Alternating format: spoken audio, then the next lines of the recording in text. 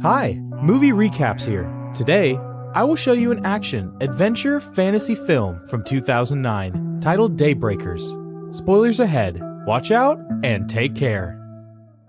In the year 2019, a little girl writes a letter where she describes how she will never change or grow up, which she can't take anymore.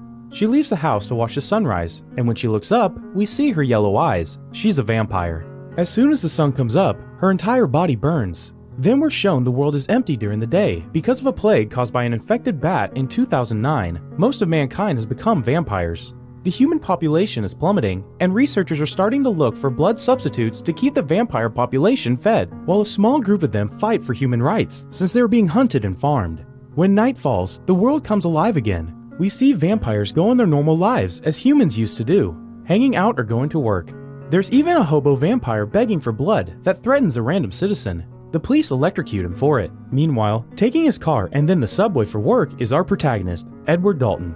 He works as a hematologist for Bromley Marks, a pharmaceutical company and important blood supplier.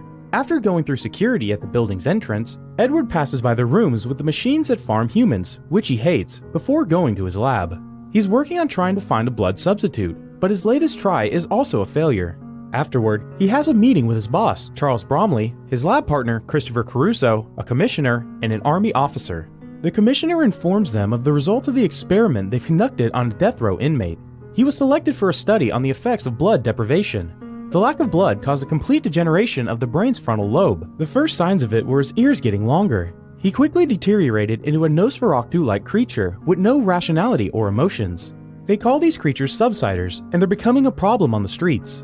Only 5% of human population is left, and if they don't find a substitute soon, they will all become subsiders. Bromley cuts in and takes Edward to his office for a private meeting, where Edward ignores the coffee with blood he's served, while Bromley tells him his story. He used to have cancer, but vampirism cured him. His daughter refused to turn though, and she ran away.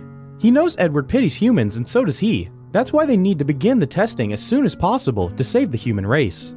Edward goes to his lab and discusses this with Christopher, who after some hesitation, points out that the substitute is working on a monkey, so it's time to move on beyond animal testing. Moments later, the researchers begin the test while Bromley and some officers watch through a window. Edward slowly injects a substitute into a private's body, who at first feels fine, but once the whole dose is in, he pukes and starts convulsing, as nasty blisters appear all over his body. The researchers immediately move to hold him down, and inject him with epimony, which does stop his shaking and makes the blisters disappear, but a second later, his whole body explodes. Later that night, Edward leaves the office and drives home. He's watching the news on his car, which talks about riots related to blood rationing schemes, when he notices something wrong while scratching his ear. He opens his camera mirror and checks. His ears are starting to grow long. This distraction causes him not to see the car coming from the opposite direction. He manages to dodge at the last second and stops his vehicle, but the other car crashes against a fence. Edward comes out to help and takes an arrow to the arm.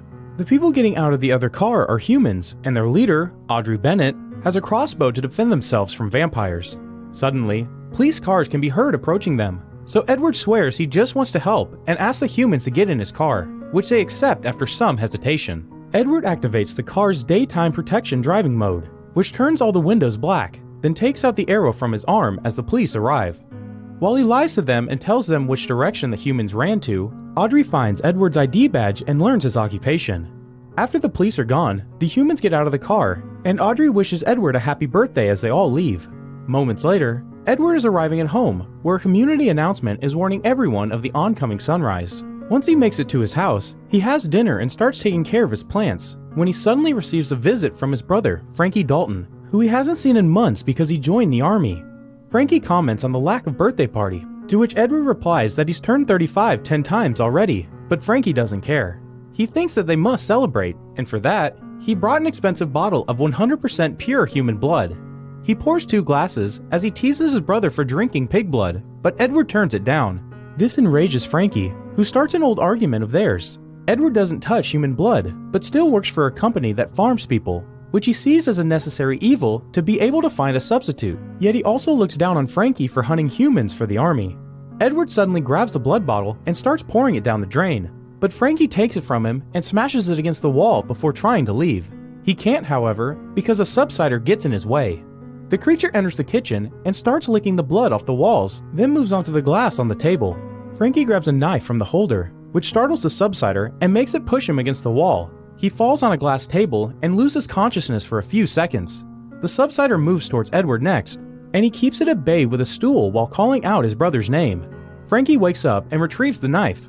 Together, the brothers try to attack the subsider, but it jumps away to hang from the ceiling. This allows Frankie to slash at it a few times before decapitating it. Moments later, the police arrive to take the case, commenting on the fact that the subsiders are in the suburbs now. One of the officers finds a ring on the creature, which makes Edward realize it was a local gardener. She also finds self-inflicted wounds. Feeding on themselves speeds up the mutation. The next morning, Edward is woken up by a security alert. He goes to check, and when turning on the lights, he finds Audrey pointing a crossbow at him. She tells him that they've been looking for vampires they can trust, and that they need his help to find another way besides the substitute. She also gives him a sheet of paper with a map on it. Edward is suddenly distracted by a noise and turns around, allowing Audrey to silently leave. When he checks on the noise, it turns out to be Frankie, who asks Edward about the woman. Edward replies it's nothing. Later at night, the news shows investors are pulling their human supplies from Bromley's. Edward goes to work and meets with his boss to ask for a guarantee that the substitute would replace the need for human supply. Bromley replies that the majority of the population will be happy with it, but a small sector will always demand the real thing. Edward reminds him that that would include Bromley's daughter before going back to his lab to stare at the map. When morning comes, Edward doesn't return home. He puts up the light protection on his car and follows the map into the countryside, where Audrey is already waiting for him and tells him to approach a big tree. He parks under the shadow of that tree, and after putting on his hat and sunglasses, he leaves the car. Always being careful not to step into the light, he approaches an old man, Lionel Elvis Cormack. This man used to be a vampire, yet he's human now. Edward wants to know how, but they're interrupted by Audrey coming closer, held at gunpoint by Frankie. Edward wants to stop him, but Frankie won't listen, and army backup is already arriving. Audrey pushes Frankie into the sunlight and joins the men. They take Edward's car because the soldiers have already opened fire and destroyed Lionel's vehicle. They are chased and shot at as they drive away, which creates holes in the car's dark protection. At first, Audrey manages to cover them with her hands, but they become too many and the camera is shot as well, so Edward can't see ahead. Lionel takes over the wheel so he can see the road through a hole and Edward can hide from the light. When they reach a dingy bridge, Lionel drives as fast as possible to cross it safely, but the military truck is too heavy and the bridge breaks under it, causing the truck to explode. The rest of the backup is left behind without a way to follow. After night falls, they park next to a river and Lionel tells Edward his story. He used to work on daylight modifications for cars and had one of the first shops in town that made them. Daylight driving is amazing because there are no other people around, but it can also be dangerous for the driver. That's what happened to Lionel. He wasn't feeling well because he hadn't fed, so he accidentally crashed the car against the river fence. The crash ejected him from the car, and he caught on fire before falling into the river. When he came out of the river, he was human again. Lionel and Audrey want Edward to recreate these conditions safely. Back at the company, Bromley's staring at some pictures of his daughter when Frankie arrives to see him. Bromley congratulates him on having reported what happened and tells him that if Edward returns immediately, no formal charges will be laid. Frankie accepts to do anything Bromley asks of him. Meanwhile, Edward and the humans are back in his car, driving to their safe house. Edward can't stop staring at Audrey's neck. When she notices this and his pointy ears, she cuts her hand and pours some blood into a cup for him to drink. He refuses at first, but Audrey needs to know that the other humans will be safe around him, so he accepts the cup and drinks it. A few hours later, they make it to a very old vineyard, where Edward meets other humans including Jarvis, who is leading a group of rescuers to find more humans. After entering the house, he also meets Senator Wes Turner, a vampire politician in favor of protecting human rights and finding a cure. After briefly cutting to Bromley, watching how one of his machines has lost all its humans, and his researchers taking out a body, we are shown a coffee stand at the subway station, where a man complains about his coffee not having enough blood. The employee tells him that 5% is as much as she's allowed to serve, but the man won't take no for an answer. He steals the blood bag, and when breaking it, he splashes everyone around him, sending them into a frenzy. The people riot and attack the coffee stand to steal more blood, causing the police to arrive to electrocute them into submission.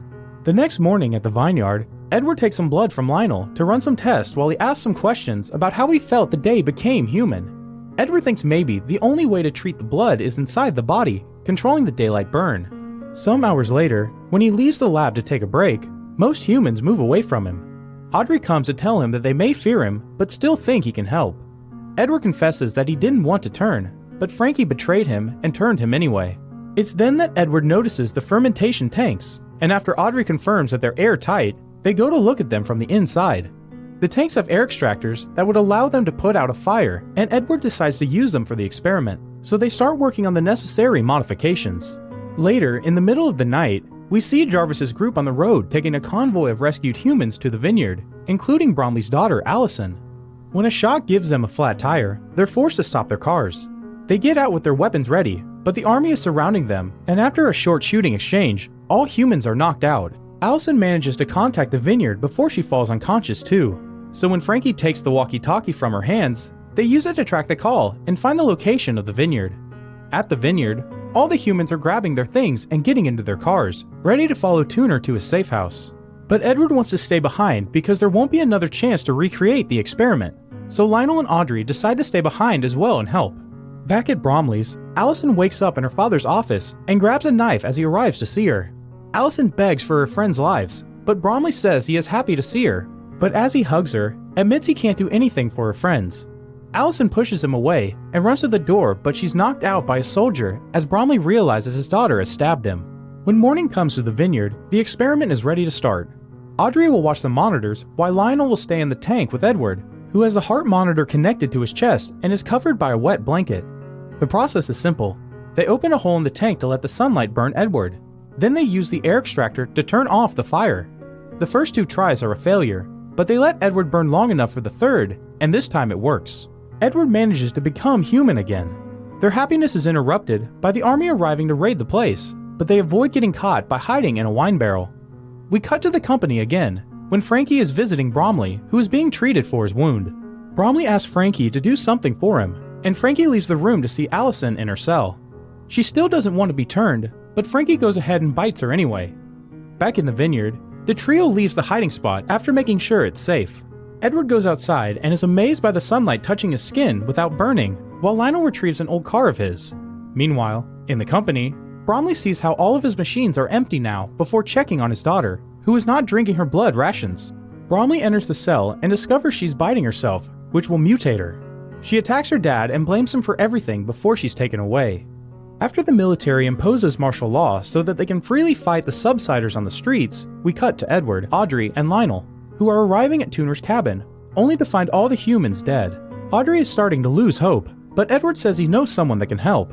After briefly cutting to Christopher achieving a breakout at the lab, we're shown how the military is dragging the subsiders out in the sunlight for execution. Allison is among them, and watching her die makes Frankie reconsider his position. Later at night, Christopher returns to his house, where he finds the trio waiting for him. Edward tells him that he has a cure, which is better than the substitute, and asks for his help to recreate the experiment. Their talk is interrupted by the phone ringing, so Christopher leaves the room to take the call.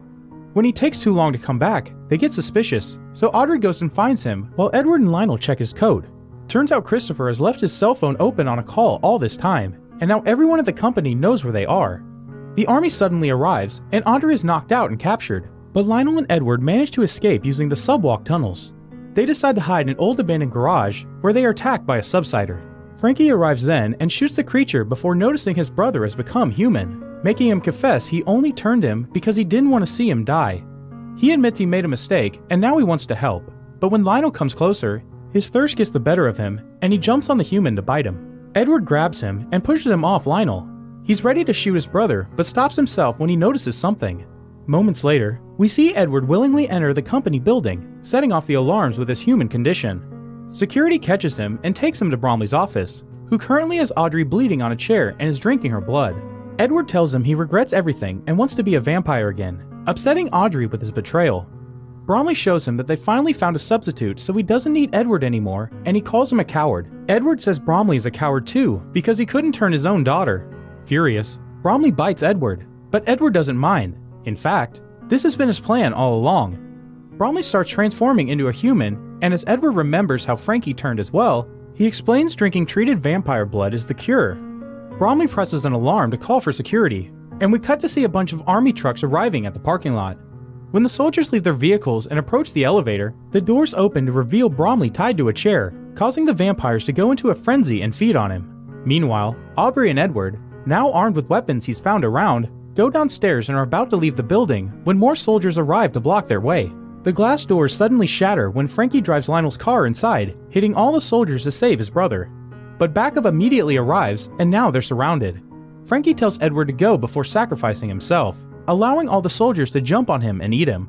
Edward doesn't have time to grieve his death because a security guard has taken Audrey and he must rescue her. He follows them to a security room when, after some struggling, Edward manages to kill 2 vampire guards and help Audrey kill the third. Then they watch on the security cameras how the soldiers that fed on Frankie became human, and the other vampire soldiers are now attacking them as well.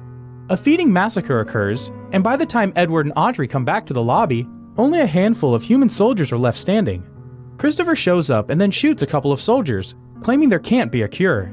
He's about to shoot them too when an arrow hits his chest and kills him. It came from Lionel, who's arrived to help. Audrey gives him a hug while Edward watches his brother's body and the light of the rising sun slowly make its way inside. The movie ends with the trio leaving in Lionel's car, while Edward tells us that they now have the cure, and they can change everyone back.